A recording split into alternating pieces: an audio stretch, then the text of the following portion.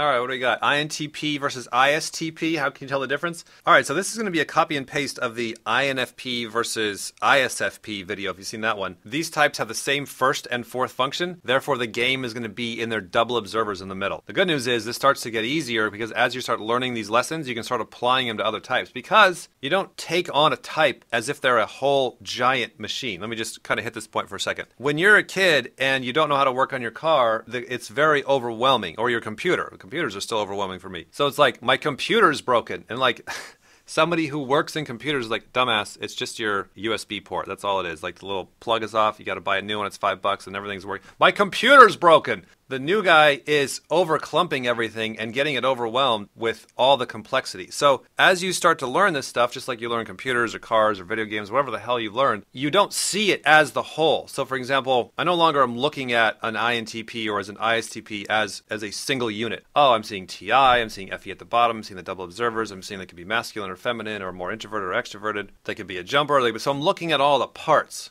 You end up breaking these parts up, and then you master the parts, and then you put them all together as the whole. And so that's exactly what we're going to do today, is go, look, the little mechanics of how the double observers in the middle work are completely identical to the other two IPs. Just like a USB port on this computer is the same on that one. And once you learn how to master one, you can master the other. So it gets easier. So again, confirming this person is lead TI, the battle is now going to be in those observers. All I got to figure out is, are they control or are they gather? And then as you're doing it one step at a time, you're confirming the opposites, and that plays as your cross-check. So number one on my little idiot checklist, the first thing I do, most important thing, is clear your head that everybody can do everything. When we mess up, Shannon and I, with getting a person's type wrong or whatever, when we go back over that, guess what the fucking problem is? One of us was being a biased idiot. One of us, or even both of us, were going along with stereotypes. Because say I got a type wrong, which happens quite a bit, Shannon will then come over to me like, hey, why the hell did you type this person this way? I'm like, well, because they did this, and I saw, they're like, hey, but look at this imbalance in their life. I'm like, oh,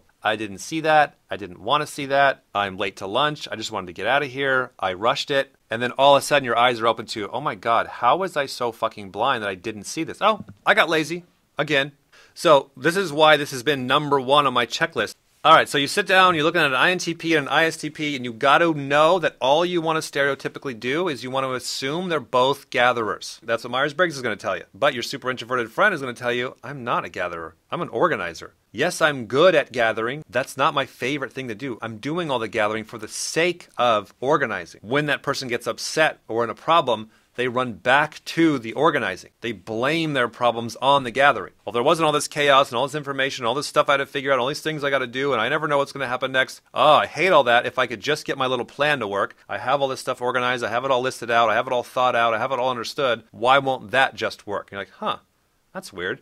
You sound like a little miniature IJ.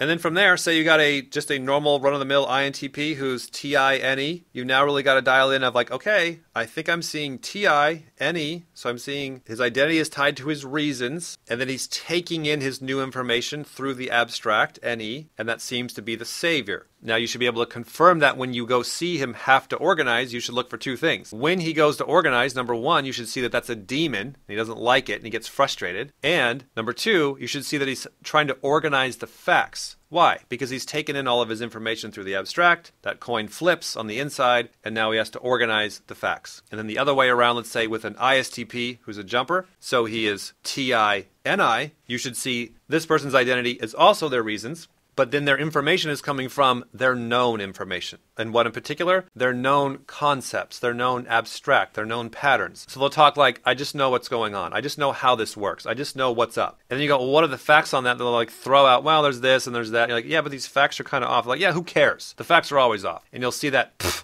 that disgust with sensory, like, you can't trust sensory. Compare that to your stock ISTP of the Myers-Briggs ISTP who's TI-SE. And they're like, oh no, you trust the facts. The patterns are always vague. You got to trust the sensory. So you get to know somebody, and it's that simple. It'll play out. You'll see it. You can mark it down, and you can be confident, as long as your partner's not half asleep in the other room, that they're going to see the same damn thing. All right, as we mentioned before, again, this is kind of a crash course introduction of giving you an idea. We call it the walls of Jericho, of how many different parts you got to work with here. We're not expecting you to understand, comprehend, or master any of these parts from, a quick blast video here. But do know we're going to be going over this in high repetition over time.